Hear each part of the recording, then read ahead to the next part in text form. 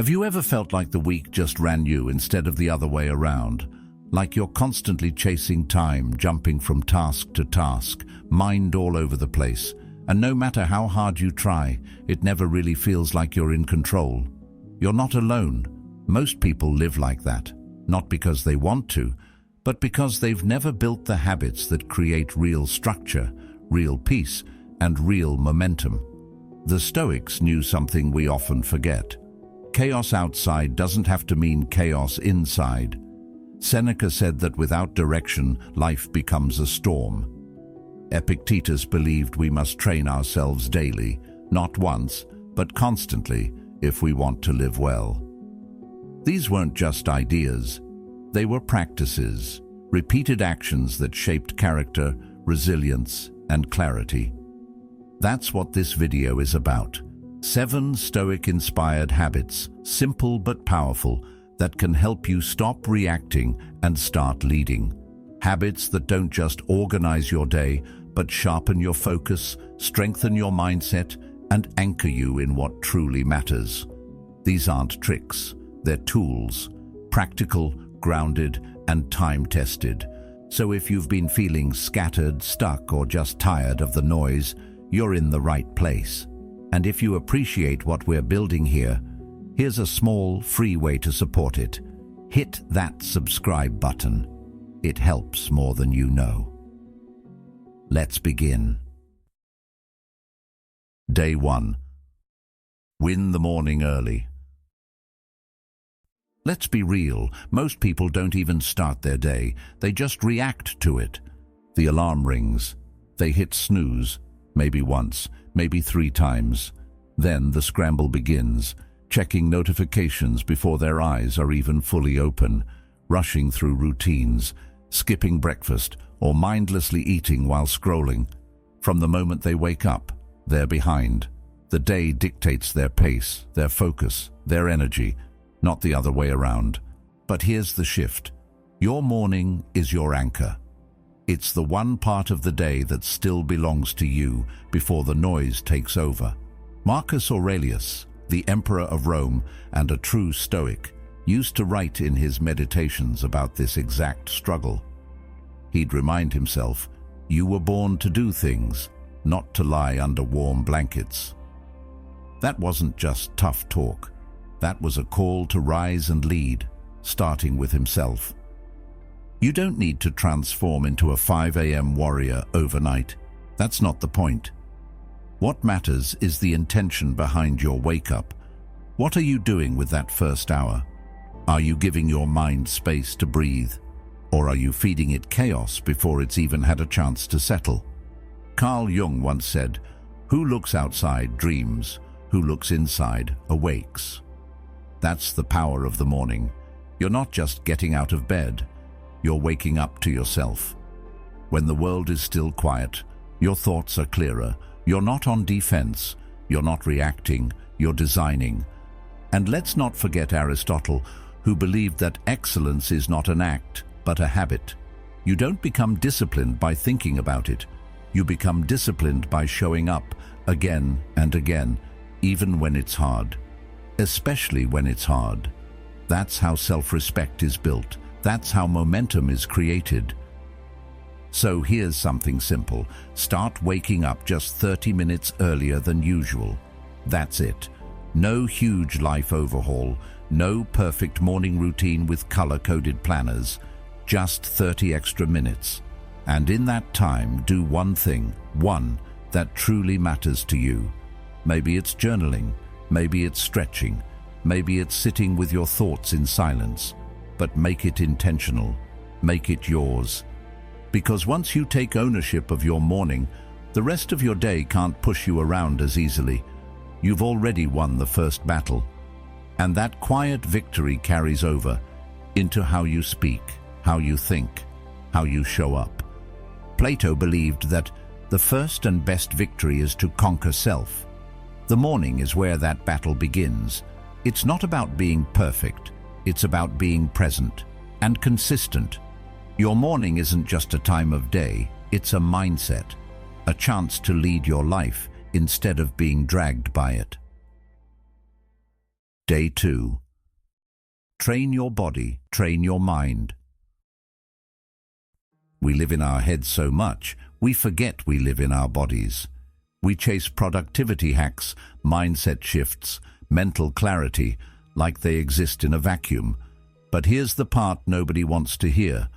If your body is drained, tight, heavy, or neglected, your mind will follow. You can't think straight when your nervous system is fried. You can't focus when your body is aching.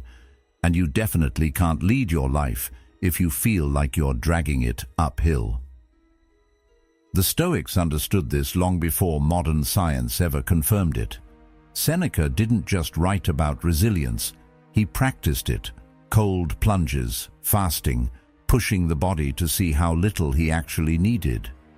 Because for the Stoic, the body wasn't a separate thing, it was part of the training. Epictetus, born into slavery, walked with a limp, but still taught that we should treat the body rigorously, so it becomes obedient to the mind. That wasn't vanity, that was strategy. But somewhere along the way, we created this weird divide. We act like fitness is for athletes, like strength is reserved for the gym crowd. Meanwhile, our back hurts from sitting too long, our energy crashes mid-afternoon, and we wonder why we can't stay disciplined. The truth? Movement is mindset. When your blood's flowing, when your body feels alive, your thoughts do too. That's biology, that's psychology, that's ancient wisdom. Plato once said, "Lack of activity destroys the good condition of every human being." He wasn't talking about aesthetics, he was talking about the human spirit, the idea that stillness, too much of it, kills not just our strength, but our sense of agency. When you move, even just a little, you tap into power, you build momentum, you reconnect with the part of you that's still hungry.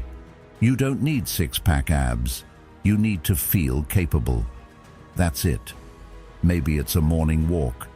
Maybe it's lifting something heavier than usual. Maybe it's doing push-ups in your living room or stretching before bed. Doesn't matter. What matters is that you remind yourself, I can move. I can choose discomfort. I can push through resistance. Carl Jung once said, what you resist persists. If you keep resisting movement, if you keep putting it off, that tension builds. It becomes frustration, then fatigue, then inertia. But when you face it head-on, even with a short workout or a cold shower, you break that cycle. You turn resistance into strength, and that spills over into every other part of your life. Because when your body is strong, life hits different. Stress doesn't rattle you the same. You walk into a room with a bit more certainty. You're not just surviving, you're commanding your space. And that doesn't come from a motivational speech. It comes from sweat, from repetition, from showing up for your physical self. Socrates said, "No man has the right to be an amateur in the matter of physical training. It is a shame for a man to grow old without seeing the beauty and strength of which his body is capable." That hits deep, because this isn't just about the body, it's about knowing what you're capable of, feeling that potential in your bones, not for applause, not for perfection, but because you can. Day 3. Put pen to paper. The mind's a noisy place. No pause button, no mute switch, just constant chatter. You're replaying a conversation from this morning, thinking about something someone said last week, planning dinner, doubting a decision you made, wondering what's next. And all of that is happening at the same time. If you feel overwhelmed, it's not because something's wrong with you. It's because your mind is full and there's nowhere for those thoughts to go. That's where journaling comes in. Not as some cute self-help trend, but as a real practice, a tool for clarity, a Stoic practice actually. Seneca wrote letters to a friend, but those letters were really notes to himself, reflections, self-checks. A daily pause to sort through the noise and get honest about what was going on inside. Because if you don't create space to think clearly, you'll just keep reacting to everything around you. Plato once said, "An unexamined life is not worth living." That doesn't mean you need to be dramatic about it. It means you should check in with yourself, and you don't need a leather-bound notebook or the perfect journaling method. You just need to begin. One sentence, one question. What am I thinking right now? That tiny moment of self-reflection, especially done consistently, builds something powerful. Over time, you start to see patterns. Maybe you're always anxious on Sundays. Maybe your energy dips after certain habits. Maybe you've been avoiding a decision that shows up in every entry. That's how self-awareness works. It sneaks in quietly through repetition. Carl Jung once wrote, "Until you make the unconscious conscious, it will direct your life and you will call it fate." That's exactly what journaling helps with. It takes those hidden thoughts, those unspoken fears, those buried dreams, and puts them in front of you, on paper, where you can see them. Once they're visible, you can challenge them, shape them, choose differently.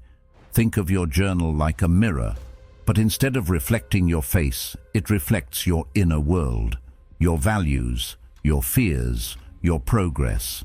And the beauty of that is, no one else needs to read it. No one needs to understand it. It's just for you. It's your space to be brutally honest or quietly hopeful, to question, to dream, to reflect. Aristotle believed that knowing yourself is the beginning of all wisdom. And honestly, there's no faster way to start that journey than to write one honest line a day. Not a novel, not a life story, just one line. What did I learn today? What do I feel? What am I avoiding? It doesn't need to be perfect. It just needs to be real. Picture this. A year from now, you stumble on that journal. You flip through those old pages, maybe messy, maybe scattered, and you see your own growth. The dots start connecting. You realize the things that once scared you now feel small. The thoughts that once held you back no longer have power. That's not just memory. That's evidence. And if you're thinking, "I'm not a writer," good. That means you won't try to impress anyone. This isn't about perfect grammar or deep poetry. It's about getting what's in your head out of it, so you can breathe a little easier. It's about organizing the chaos so you can find calm inside the storm. Socrates taught through dialogue. He believed in asking questions more than giving answers. Journaling is your dialogue with yourself. The more honest the questions, the better the answers. That's where clarity lives. Day 4. Do the thing you've been avoiding. Let's talk about something we all do, but rarely call out for what it really is: putting things off. Not because we're lazy, not because we're not capable, but because deep down, we know the task we're avoiding isn't just a task. It's a mirror. It reflects our discomfort, our fear of failure, our fear of change. That phone call you haven't made? It might lead to rejection. That email in your drafts? Maybe it pushes you into the next level of responsibility. That project you don't have time for. It might force you to face your potential and how long you've been running from it. This isn't about productivity hacks or to-do lists. It's about the quiet war happening between the part of you that wants to grow and the part that's scared to leave what's comfortable. Seneca, one of the sharpest minds of Stoicism, once wrote, "While we wait for life, life passes." Think about that. Every time we wait for the perfect moment, every time we say, "I'll get to it tomorrow," we're gambling with time we can't get back. Procrastination isn't just a delay, it's a denial. It's telling yourself, "I'll be brave later, I'll take control later." But as the Stoics remind us, later isn't guaranteed. Carl Jung touched on this too. He said, "What you resist not only persists, but will grow in size." That task you're avoiding, it doesn't stay neutral. It grows in your mind. It weighs more each day. It steals more energy, more focus, more confidence. And yet, the second you finally do it, the second you face it head on, it shrinks. It loses its grip. You realize the monster wasn't in the task. It was in the avoidance. Aristotle believed that courage is the first virtue because it makes all the others possible. And let's be clear, doing the thing you've been avoiding takes courage. Not dramatic movie scene courage, quiet courage. The kind where you sit down, open the laptop, or pick up the phone and just do it. Even if your hands shake, even if your voice trembles, that's real bravery. You know what's funny? The moment you finish that task, the one you've been dreading, it doesn't just feel like relief. It feels like freedom. It's like unlocking a mental cage you forgot you were in. And the best part? That tiny win triggers momentum. You start believing in yourself again. You remember what you're capable of. Socrates once said, "The secret of change is to focus all of your energy not on fighting the old, but on building the new." That energy you've been wasting fighting the task, doubting yourself, overthinking. Imagine what happens when you channel it into action, into building, creating, moving forward. So here's your move. Pick one thing, not 5, not your whole list. Just the one task that's been haunting the corners of your mind. You already know what it is. Do it. Today. Not when the stars align. Not when your schedule opens up. Not when you feel ready. Do it because it's uncomfortable. That's the signal. That's where the growth is. Cross it off. Feel the shift. And when you do, don't just celebrate finishing the task. Celebrate the fact that you chose progress over fear.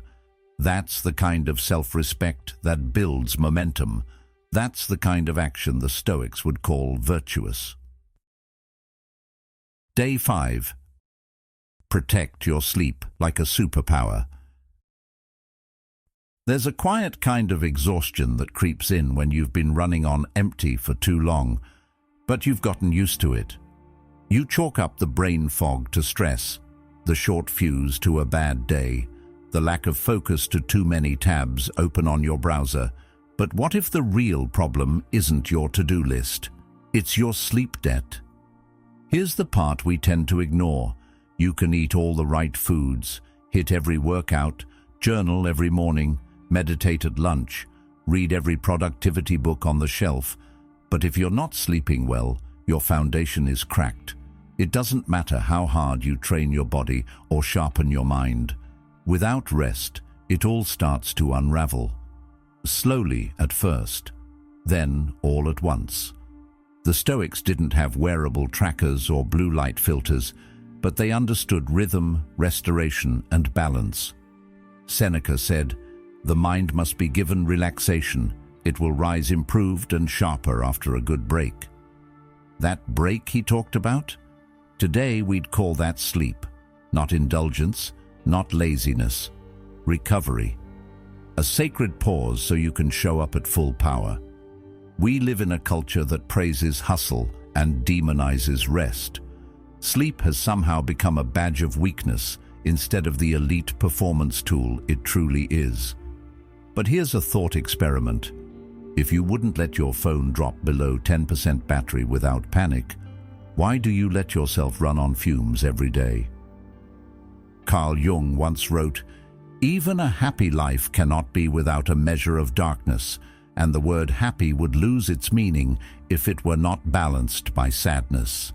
That's the rhythm of nature. Light, then dark. Effort, then rest. Sleep is not a detour from life. It's a crucial part of the cycle that makes a meaningful life possible. And it starts before your head hits the pillow. That's the part most people miss. Good sleep is built in the hours leading up to it. You don't just fall asleep. You transition. You arrive at rest. Slowly, intentionally. That means setting boundaries, closing the laptop, turning off the bright lights, ending the day with calm instead of chaos. Socrates believed that moderation and self-mastery were the highest forms of wisdom. That includes knowing when to stop, when to call it a day, when to admit, I'm not thinking clearly right now, I need rest. But too often we push through. We treat sleep like it's optional, something we'll catch up on later. But later never comes. And while we're being honest, scrolling yourself to sleep isn't helping. It's tricking your brain into staying alert while your body begs for peace. The truth is, you need a wind-down ritual, something gentle, something that says, it's safe to rest now. That might be a book, a warm shower, a few lines in a journal, or just sitting in silence. Anything that brings you down instead of keeping you wired. Aristotle once said, "It is the mark of an educated mind to be able to entertain a thought without accepting it. When you're well rested, you have that kind of control. You can observe your thoughts instead of being owned by them. You're not just reacting, you're responding. You're making conscious choices, not impulsive ones. That's the power of a rested mind. So tonight, do something different. Set a bedtime. Honor it. Shut down the noise early. Give your body what it's been quietly asking for. Not as a reward, but as preparation. Sleep like your clarity depends on it. Sleep like your discipline depends on it. Sleep like your next breakthrough is on the other side of 8 solid hours. Day 6. Expect the unexpected. There's something comforting about having a plan, a nice, neat to-do list, a schedule color-coded to perfection. But let's be honest, how often does the day actually go according to that plan? You wake up ready to crush it, and then someone flakes. Your laptop freezes, your kid gets sick. The traffic is worse than usual. Suddenly, your perfect day is spiraling, and in that moment, most people lose it. Not because the problem is so big, but because it caught them by surprise. That's where the Stoics come in with one of the most powerful mental tools ever created, premeditatio malorum, the premeditation of evils. It's not about being negative, it's about being prepared. It's not expecting the worst. It's simply considering the possibility. So when life does punch you in the face, and it will, you're not shocked, you're ready. Epictetus said, "What would have become of Hercules, do you think, if there had been no lion, hydra, stag, or boar, and no savage criminals to rid the world of?" His point? Life's challenges are the training ground. They're not the interruption to your purpose, they are the purpose. You don't build strength in calm waters, you build it when the wind picks up and the waves crash. And that kind of resilience starts in the mind. You train it, just like you train your body for a race or a fight. You rehearse the potential setbacks, not to dwell on them, but to remove their power. You start thinking like a chess player, 3 moves ahead. Not because you want bad things to happen, but because when they do, you'll be the only one in the room who isn't rattled. Carl Jung once said, "The greatest burden a child must bear is the unlived life of the parents." What does that mean here? When we model avoidance, when we act shocked by every inconvenience, when we melt down at every bump in the road, we're not just stressing ourselves, we're teaching others, especially those watching us, that life is supposed to be easy. It's not.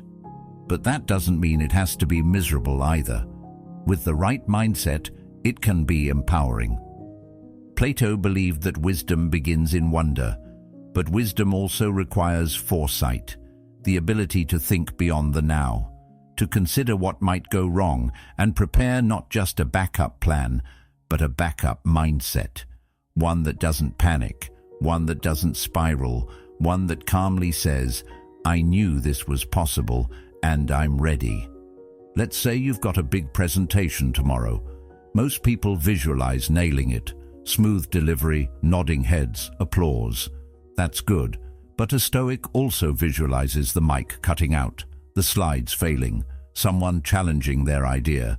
not to psych themselves out, but to build composure.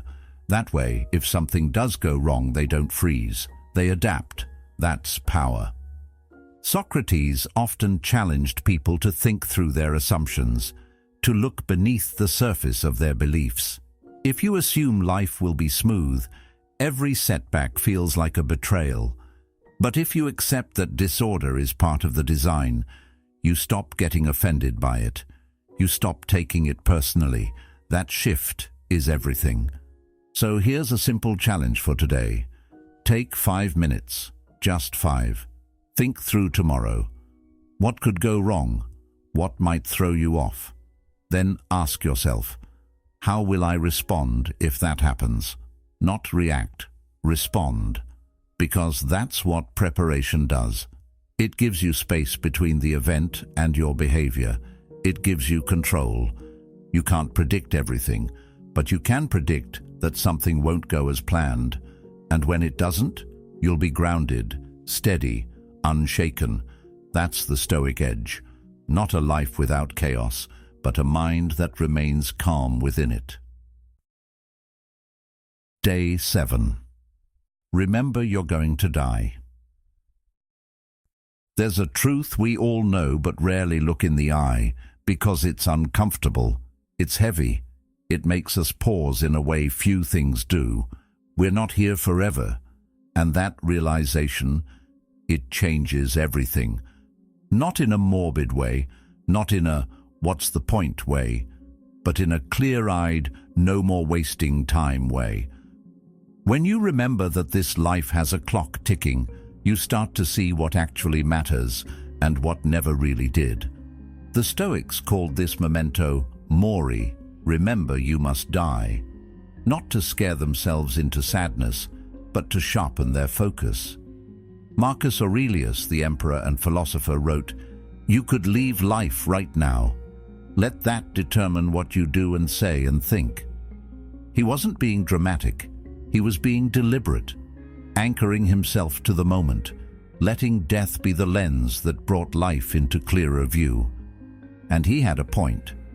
Most of what stresses us out, what weighs us down, what keeps us stuck in our heads, isn't really about the present moment. It's about the past we can't change, or a future we're trying to control. But death, when remembered wisely, pulls us back to now.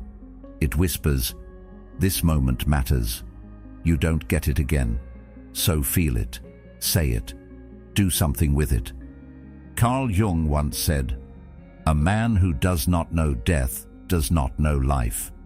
That's the paradox. The more we avoid thinking about the end, the more numb we become to what's in front of us. But when we face it, really face it, we unlock something rare: presence, gratitude, urgency. Not the kind that panics, but the kind that prioritizes. You stop sweating the petty. You stop waiting for perfect timing. You stop holding grudges over things that don't matter in the big picture. Think about it. How many moments have you let slip because you assumed there'd be more? How many words went unsaid? How many people did you scroll past instead of reaching out to? When you realize those chances aren't infinite, something shifts. You become softer but braver, more grounded but bolder. Plato believed that philosophy was a preparation for death, and not in a grim way, but in a freeing one. Because when you understand your time is limited, you live more honestly. You stop playing roles. You start chasing what's real. You take risks. You speak truth. You love deeper. Picture this. You're tucking in someone you care about. You kiss them goodnight. And for a moment, you really feel the weight of that moment. That this right here might be the last time. Not because you're being negative, but because you're being present. And that presence fills your heart with more love than you knew it could hold. Socrates, on trial for his life, said, "Death may be the greatest of all human blessings." Why? Because it puts things in order. It removes the illusion that we have time to waste. And that's a gift. It nudges us to get to work, to stop putting off the dreams, to mend what's broken, to forgive, to show up fully and without apology. So here's your reminder and your challenge. Don't wait. Say what you've been meaning to say. Apologize if you need to, or speak your truth if you've been quiet for too long. Hug tighter, laugh louder, take that walk, make that call, write that message, start that project.